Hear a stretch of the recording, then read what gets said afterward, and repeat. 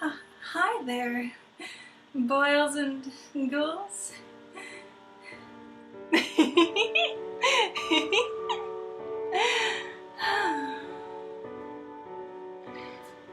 How annoying was that?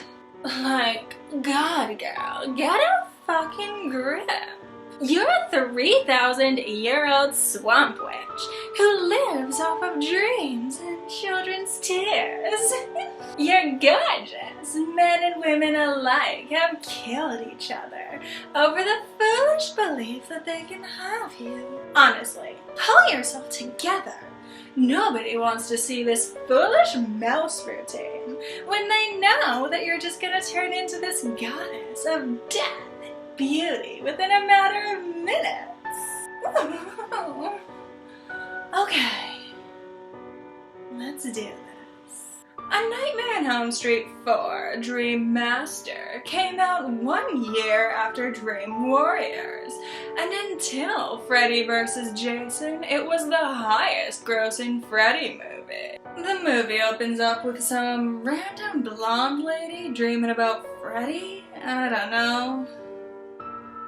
Wait, that's Kristen? You all remember Kristen, right? The girl from Dream Warriors who had the ability to pull people into her dreams? Yeah, her character is back, but not her actress. I didn't mention this in the last review, but Kristen was actually Patricia Arquette's first movie role. And kudos to her! You can do a lot worse than a major horror franchise.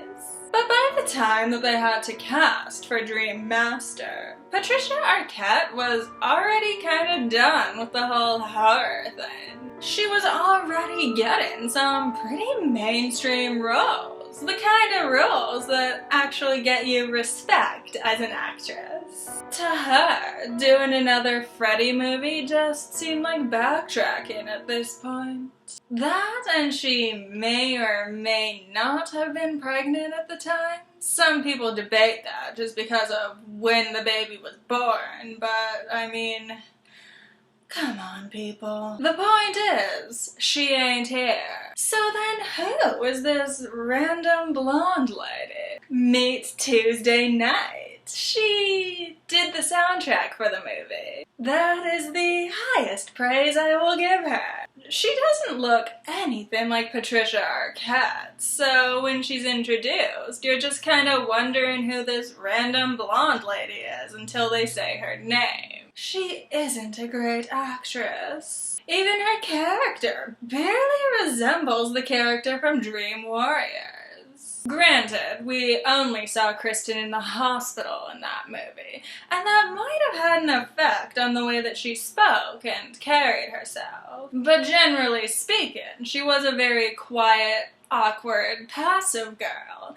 who clearly had a lot of issues with depression, Freddy or no Freddy. Meanwhile, Knight portrays her as a bubbly, happy, well-adjusted teenage girl with a big group of friends and a boyfriend. As someone who more closely resembled the Kristen from Dream Warriors in high school than you might have expected, let me just say this. It takes longer than a year to turn into a badass. It takes 3,000 years and a deal with the Dark Lord. Why else would I have bothered? Anyway, Kristen's new boyfriend is named Rick. The most interesting thing about Rick is that he has a sister named Alice, because it's the rare bad horror movie that can resist referencing Alice in Wonderland. Alice is a traditionally attractive young woman with a lot of friends, but she's shy. So shy, in fact, that she has a hard time standing up to her verbally abusive and alcoholic father. Every time he gets at her, she fantasizes about yelling at him like I would. But she can't because she's too timid. This is her connection to dreams. She's a daydreamer. Anyway, Kristen starts dreaming about Freddy again, warning all of her friends about him. Meanwhile, Freddie keeps asking her to draw one of her friends into her dream. And when she accidentally calls on Alice, didn't realize they were that close, Freddie tortures the recast. From now on, Freddie can use Alice to access anyone's dreams. As long as Alice is alive, no one she knows is safe.